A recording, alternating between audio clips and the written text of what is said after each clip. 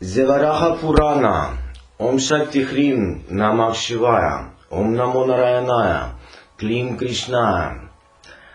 The word Varaha can be split up into the words Vara and Aha. Vara means one who envelops and Aha means one who sets limits to the limitless.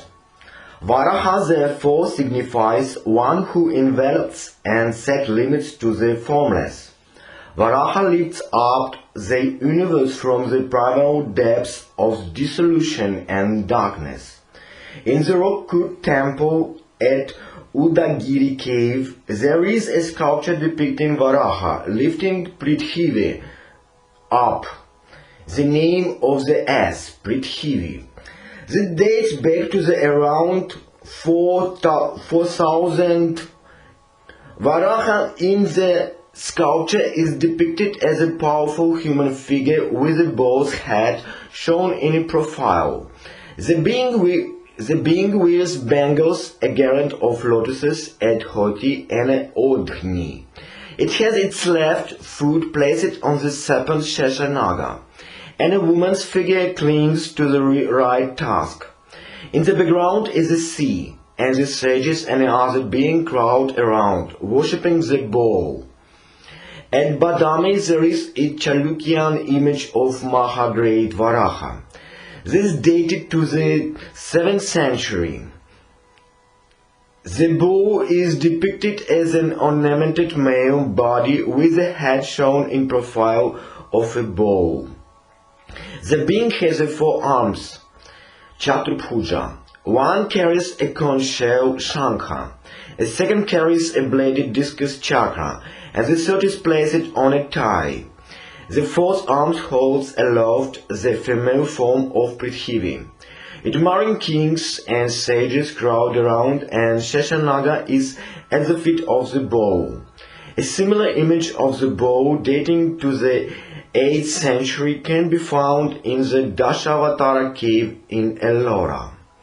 There is a village named Vihara, early Varaha Nagar, in northern Gujarat, where there can be found a 10th century image of the bull. This image does not have a human trunk, but shows a bull quadruped figure.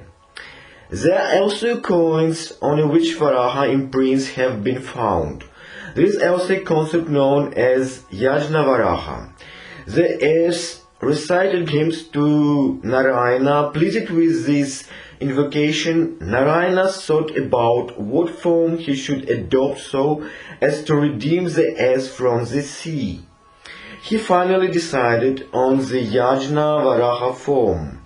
This form has been described in shlokas found in the Vayu Purana, Brahmanda Purana, the Brahma Purana, the Padma Purana, and the Matsya Purana. Similar description can be also found in the Vishnu Purana and the Bhagavata Purana, but rather curiously such descriptions are missing in the Varaha Purana. In the conception of Yajna Varaha, Yajna is thought of as a dynamic force which creates the cosmos.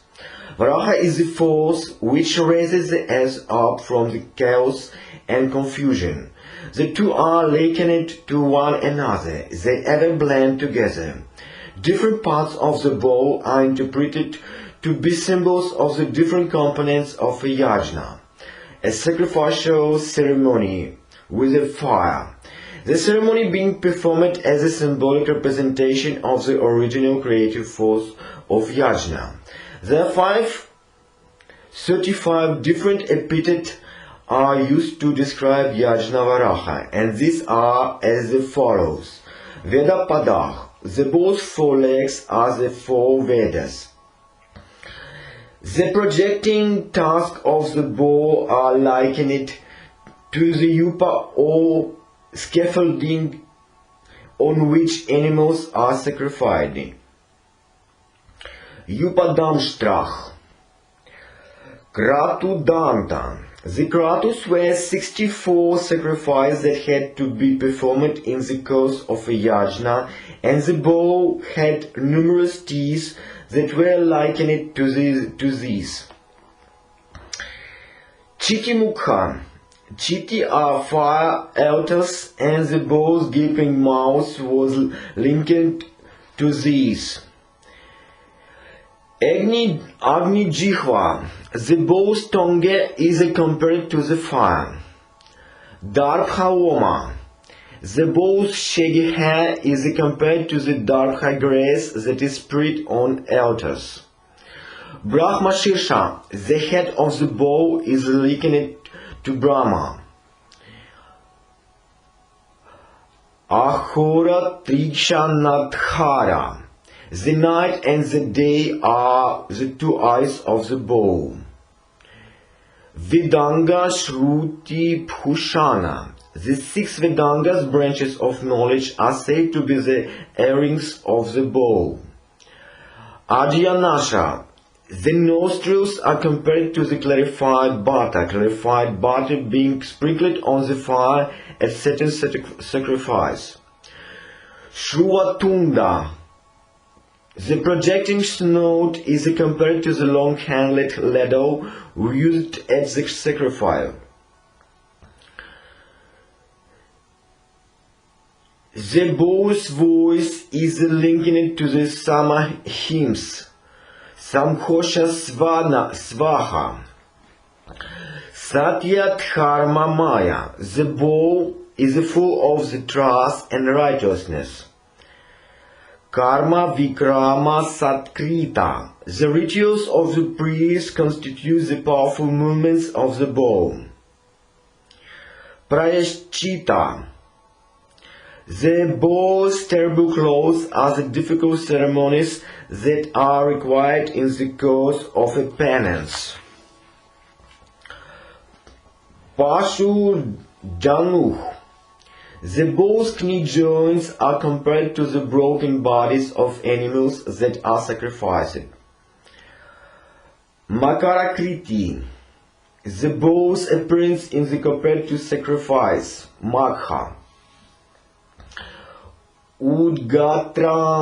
Udgatrantrach. Long summer hymns are compared to the entrails of the bow.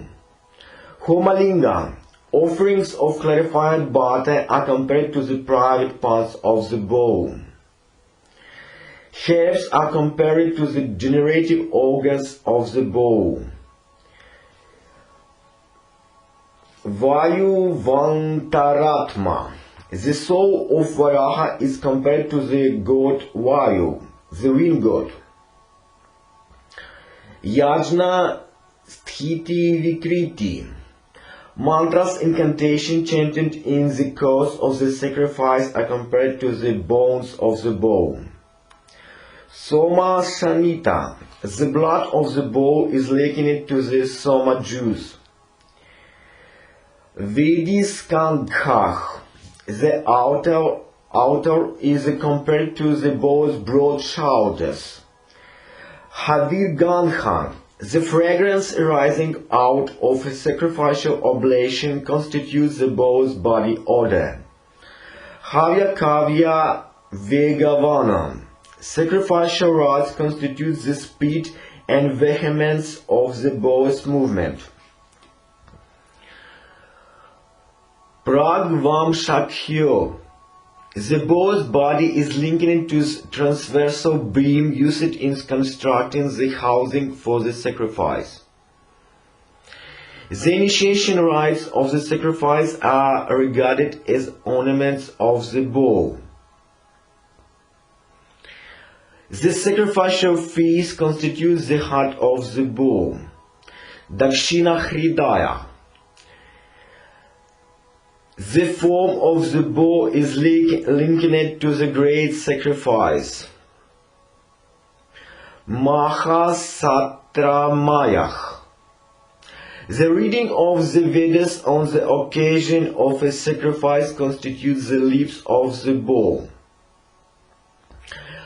Pravarga is a big milk pot in which hot butter is poured and from which high flames issue upwards.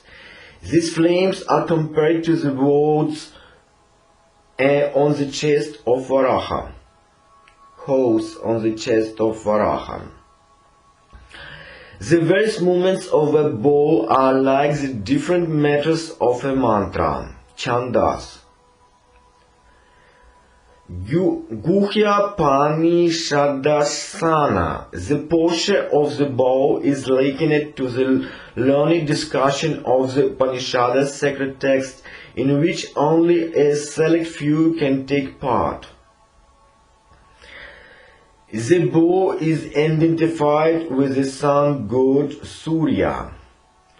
Chaya Patni Sahyo. It may also interest you to know that in the Rig Vedas, the certain stars of constellation Orion have been thought of as a celestial bow, Kala Purusha. After this digression on Varaha, let us get into the Varaha Purana proper. First let us bow to Vishnu, the one which infinite manifestation. A long time ago, the Prithvi went to Vishnu in great perplexity. At the end of every Kalpa era, you become my savior, said the ass. Sometimes you adopt the form of fish, the Matsya incarnation. Sometimes you adopt the form of a turtle, the Kurma incarnation. And sometimes you adopt the form of some other creature. You save me, you deliver me, you rehabilitate me, you re-establish me, but I still have no idea of your complete powers. I do not know your identity. My Lord, please reveal your mysteries to me. Please answer the questions that keep arising in my mind. What is the way to attain you? How does the creation begin and end? What are characteristics of the four yugas? Vishnu, who was then in his Varaha incarnation, smiled mysteriously. Prithvi was struck with awe when she saw the entire universal egg, Brahmanda. The gods, devas, and the rulers of the world's Lokapavas in the stomach of the smiling bow. She began to pray to Vishnu. Pleased with this praise, Vishnu in his form of a bow began to answer the asked questions. That is how the Varaha Purana came to be narrated. Varaha first described the creation of the universe. Behind all creation is a great soul, Param Atman. It is a constant entity that is without birth or death, beginning or end. When it wants to create, it manifests itself in various forms, materials and qualities. Three basic qualities guna fill all objects in the universe in different proportions. These three basic qualities are manifestation of Paramatman and are known as Sattva Guna, Raja Guna and Tama Guna. Sattva is the quality of goodness or purity, Raja that is of passion or sensual enjoyment, and the Tamas that of ignorance or gloom. Alternatively, Rajas can also be regarded as a mixed quality in between all that is good, Sattva, and all that is evil, Tamas. The five elements of creation are known as the Bhutas. They are Kshiti, the earth, Apas, the water, Tejas, energy, Marut, the wind, and the Vyoma, the sky. They evolved in the following order. In the beginning there was nothing, there was only a void. From that void emerged sound, and from the sound was created the sky. From the sky emerged the wind, from the wind emerged energy. From the energy was created the water, and the water gave birth to the earth. It is with these elements that Vishnu creates the bodies of living beings, and he delivers the earth so that she can bear these living beings. When there was nothing in the universe, the only element which was present was water, and water was everywhere.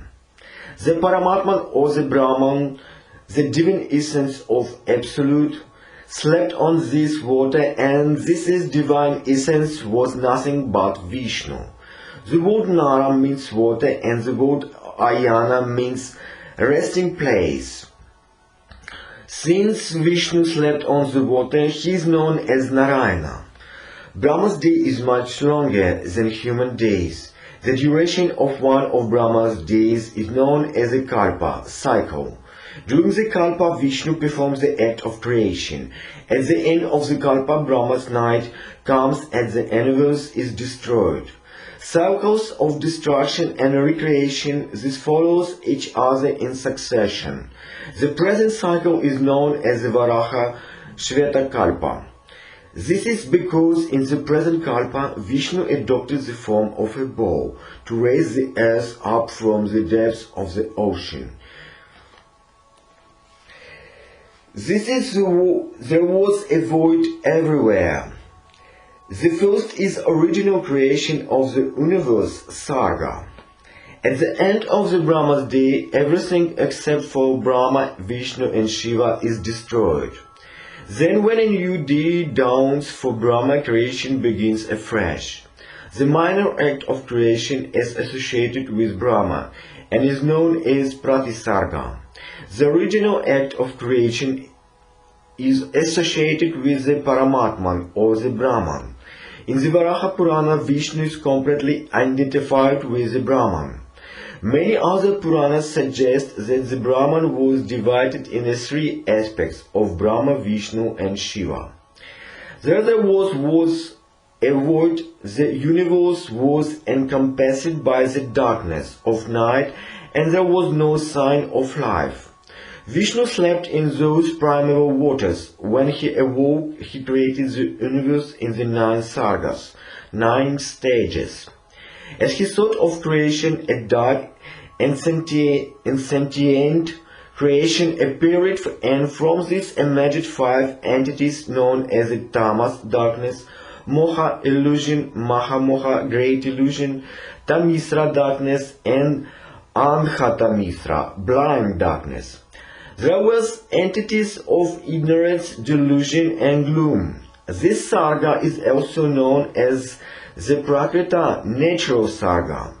Further thoughts of creation on Vishnu's part led to the emergence of insentient and dark creation known as the Nagas. The word game means going and na means negation. Nagas therefore connotes objects that cannot move or go, such as trees and hills. The idea is that in this stage Vishnu created trees, creepers, bushes, hills, and mountains. These have development but no mobility. They can grow but cannot move. This sarga was known as Mukhya, main sarga. Vishnu saw that this creation were not entirely successful. He began to think of some other creation, and that creation floated out in a curved path, rising and then failing. The word Tiryaka means curved, and this creation are therefore known as Tiryaka Yoni, birds. These creation were primarily the birds. In several other sargas, Vishnu created gods, humans, and spirits. The gods were happy, affectionate, and open but introverted creatures. The men were extroverts, often unhappy, sometimes evil. They were more full of passion than of goodness, so containing bits of both. The spirits were restless, quarrelsome, and predatory. When Narayana slept on the water, a lotus sprouted from his navel. Varaha told the earth that Brahma emerged from this lotus. Since Padma means lotus and Yoni means origin, Brahma is also known as Padma Yoni. Narayana instructed Brahma to begin the act of creation. Through his mental powers, Brahma created 5 sons known as Sanaka, Sanatana, Sanandana, Kratu, and Sanatkumara. But they showed no interest in the work of creation. They devoted themselves wholeheartedly to prayer and meditation. Brahma was extremely disappointed. He was, however, consoled by Narayana and began difficult meditation so that he might carry on with the task of creation. When Brahma attained nothing, as a result of all this meditation, he was overcome by sorrow and anger. From this anger was born a wailing infant named Rudra. The word Rud means to cry. Rudra is identified with Shiva. Brahma instructed Rudra to create. But Rudra also went off to perform meditation. From his mental powers, Brahma now created the sage Marichi, Bhrigu, Angira, Puvatsya, Puvaha, Atri, Vasishka, Dharma, Sankalpa, and Narada. Dharma is identified with the god Yamaraja, the god of death. From his right too was born Daksha. The son was so named as the word Dakshina means rice. Daksha became a Prajapati. That is, he was appointed Lord Pati over all the beings Praja who would be created. Daksha's wife was born from Brahma's left too. Swayambhuva Manu was born after this, and the rest of the creation flowered from him. Swayambhuva Manu had two sons named Priyavrata and Uttanapada. Priyavrata was learned and wise. He handed over his kingdom to his son and went away to the forest to meditate. The sage Narada once went to visit Priyavrata, and Priyavrata welcomed him with all due respect. He had several questions to ask the sage. After he had obtained the answers to this question, Priyavrata said, "Please tell me about some strange and wonderful event." "Something rather wonderful has occurred recently," replied Narada. "In the region known as the Shvetadvipa, there is a lovely lake. When I went to visit the lake, I discovered that the lake was abloom with lotus flowers, and a beautiful woman stood silently beside those flowers." "Who are you?" Narada asked the woman. The woman did not reply. She merely gave Narada a mysterious look. Three luminous entities now manifested themselves from the woman's body, and as Narada stood and marveled, they vanished. "Who are you?" Narada asked again. "I am Savitri, the mother of the Vedas," replied the woman. "You could not recognize me. I have therefore robbed you of all your knowledge." The three entities who manifested themselves in my body were the three Vedas. The first was the Rig Veda, the fiery Veda, which is, if read aloud, reduced to ashes, or that is base. The Rig Veda is Narayana himself. The second entity was the Yajurveda, which is Brahma himself. The third entity was the Samaveda, which is, if it is resorted to, destroys the darkness of sin. The Samaveda is Shiva himself. "Now, how will I now regain the knowledge that you have deprived me of?" asked Narada. "Bathe in this lake," replied Savitri. "You will not only regain your lost knowledge, you will also obtain knowledge of your early birth." Narada bathed in the lake and got to know of his early birth. Hearing this, Priyavrata naturally wanted to know about Narada's early birth, and Narada readily obliged. Narada's previous birth was in the second Satya Yuga. His name there was Sarasvata, and he led a peaceful life in the city of Avanti. One day, while Sarasvata sat quietly by himself, he had the realization that life was transient and futile. He realized that he should hand over everything to his sons and meditate. Sarasvata did this, and his devoted meditation pleased Narayana. Narayana revealed himself to Sarasvata and offered to grant him a boon. "Please grant me the boon that my body may dissolve in you," said Sarasvata. "Absorb me in your own self." "Do not wish for this boon," replied Narayana. "You still need to live. Your devotion and your offering of water Nara to your ancestors have pleased me. I grant you the boon that you will be known as Narada, giver of water. Narayana vanished and Sarasvata resumed his meditation. When he died, he spent several years in Brahma's abode of Brahmaloka. He was subsequently born as a Brahma's son. He was named Narada.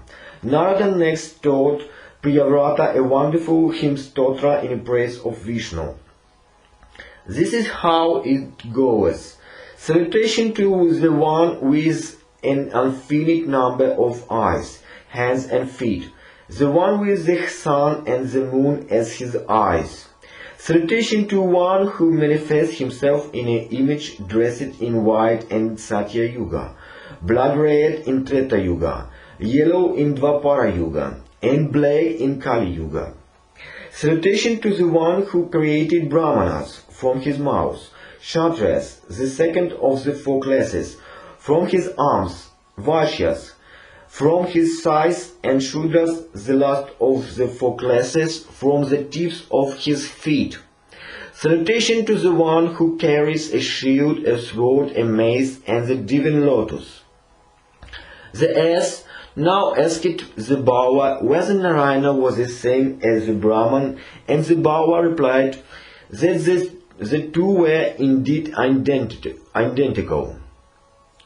But it is very difficult to see Narayana directly. He has to be seen through the medium of his incarnation. Brahma is nothing but a form of Narayana, and so is Shiva. Narayana can be seen in the ass, the water, and the elements. The whole creation is nothing but a manifestation of Narayana.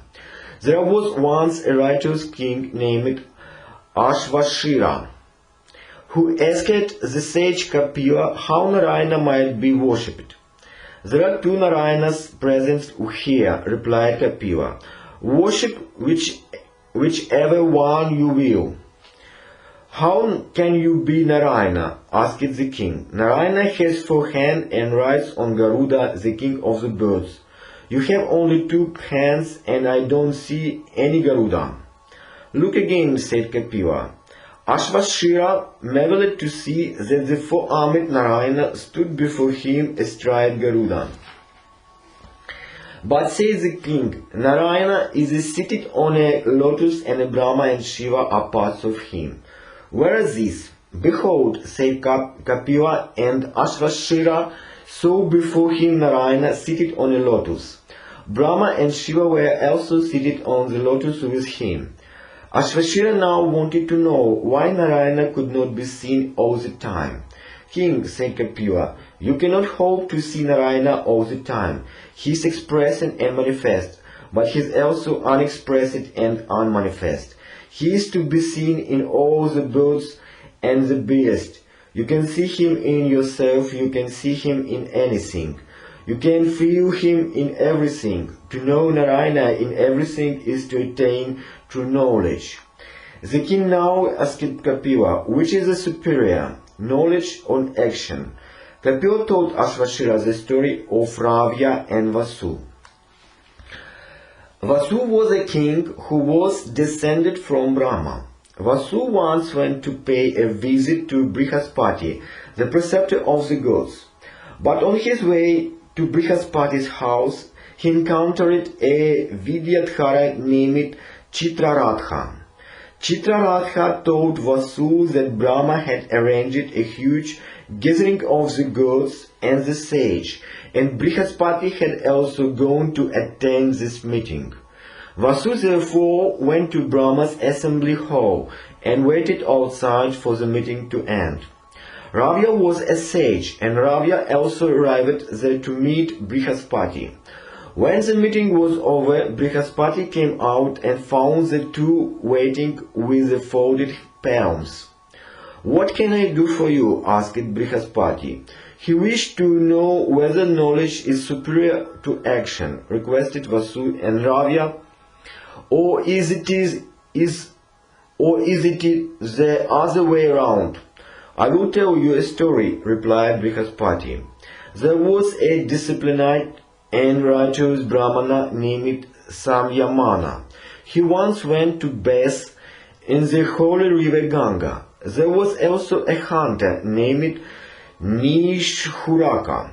Samyamana discovered Nishthuraka catching birds on the banks of the Ganga. "Please do not perform this cruel act," said Samyamana. "Please do not kill the birds." "Who am to kill the birds?" asked Nishthuraka. "In all these creatures there is a divine soul, and how can I be its killer? No man can ever boast of being the doer of any particular task. If he does, he falls victim to egotism and can never hope for liberation. The Brahman alone is the doer." Nishthuraka now built a fire. He asked Samyamana to choose any one of the tongues of fire and put it out by splashing water on it. As soon as the Samyamana tried to do this, the entire fire went out. "The fire and in its several tongues are one and the same," said Nishthuraka. "How does one distinguish between the two? When you put out one of the tongues of fire, the entire fire went out. The creation all around us is identified with the Brahman. The Brahman does not suffer or get hurt, no matter what man might do to the individual soul, Jivatman. Man must therefore go about his duties free from all self-consciousness or sense of ego. He must do his work without obtaining any pride from the notion that he is the doer." Nishthuraka now bid farewell to the Samyamana. A Vimana, space Vihau, descended and took Nishthuraka straight up to heaven. As for Ravya and Vasu, the question had been answered and they returned to their respective homes. When he heard the story of Ravya and Vasu, Ashvashira found that his own doubts had been resolved. He handed over the kingdom to his son Shuvashira and retired to a forest named Naimisharanya to meditate. He devoted himself to the worship of Narayana and eventually merged into Narayana. Ravya also devoted himself to the performing of yajnas. As for King Vasu, he handed over his kingdom to his son Vivasvana. He went to the Tirtha named Pushkara and performed a sacrifice dedicated to Lord Pundarikaksha, another name of Vishnu. As soon as Vasu performed the sacrifice, a figure emerged from the sacrificial fire and stood before Vasu. "What are your orders?" asked the figure. "Who are you and where did you come from?" was Vasu's response. The figure told him the following story. In an early life, Vasu was the king of Kashmir. He once went out on a hunt. A sage was wandering around in the forest in the form of a deer. Vasu did not realize that the deer was in reality a sage, and he shot and killed the deer by mistake. When he realized his folly, he gave alms and observed religious rites as a penance. The king eventually died of an agonizing pain in the stomach. At the time of dying, he called out the name Narayana. The figure that emerged out of the sacrificial fire confessed that it was actually a ghost, Brahma Rakshasa. Since Vasu had committed the sin of killing a Brahmana sage, the host had entered Vasu's body. It was the host which had given him the pain in the stomach as a punishment. Since Vasu had uttered the name of Narayana at the time of dying, Narayana's attendants had come to take him away to heaven. These attendants gave the host such a thrashing that he was forced to leave Vasu's body. Vasu spent many years happily in heaven. After years passed, Vasu was again born as the king of Kashmir. The Brahma Rakshasa once again entered Vasu's body. But when Vasu performed a sacrifice and uttered the name of Pundarika Aksha, the ghost had to leave Vasu's body again. But this time the sins of the host were washed away on hearing the sacred hymns that Vasu chanted. The Brahma Rakshasa became a righteous person. Vasu rewarded the Brahma Rakshasa with a boon.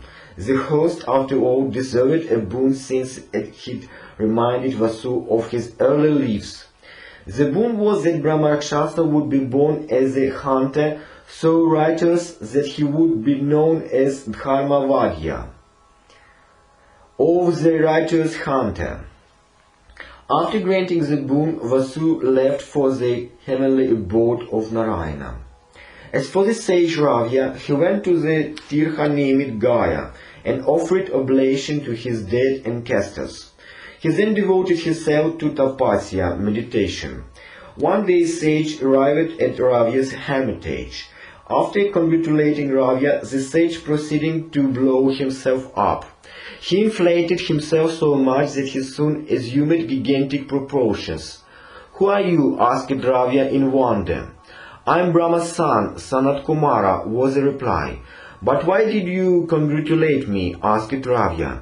"Because you offered oblation to you dead ancestors in Gaya," replied Sanat Kumara. Sanat Kumara then told Ravya why offering oblation to one's dead ancestors in Gaya was so important. He told Ravya the story of King Vishava. Vishava was a happy and prosperous king who ruled over the kingdom of Vishava. The sole reason for his unhappiness was that he had no sons. His advisors told him to go to Gaya and offer oblation to his dead ancestors. This vote guaranteed him a son. As soon as Vishava went to Gaya and offered the oblations, 3 figures appeared before him in the sky. One of the figures was white and the remaining 2 were red and black respectively. It transpired that the white figure was Ravya's father.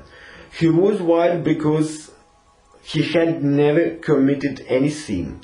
The red and the black figures were Ravya's grandfather and grandmother. They had this complexion because they had been evil and were now suffering the consequences of the evil deeds. Once Ravya offering oblations pinda to his ancestors. They were freed from the bondage that had kept them attached to the earth. They were liberated. Sanat Kumar's story illustrated the potency of Gaya. The ancestors of one who offered oblations there are immediately liberated. The one who offers the oblation also obtains a lot of punya, store of merit. It was because Ravya had done this that he was worthy of congratulation. After Sanat Kumara left, Ravya continued to pray to the Gadadhara form of Narayana. Gadadhara means who holds a Gada mace in one of his hands. Narayana appeared before Ravya and offered to grant him a boon. Ravya wished for the boon that he might attain the abode of Sanat Kumara in heaven. The boon was granted. Om Namo Narayana. Hari Om Tat Sat.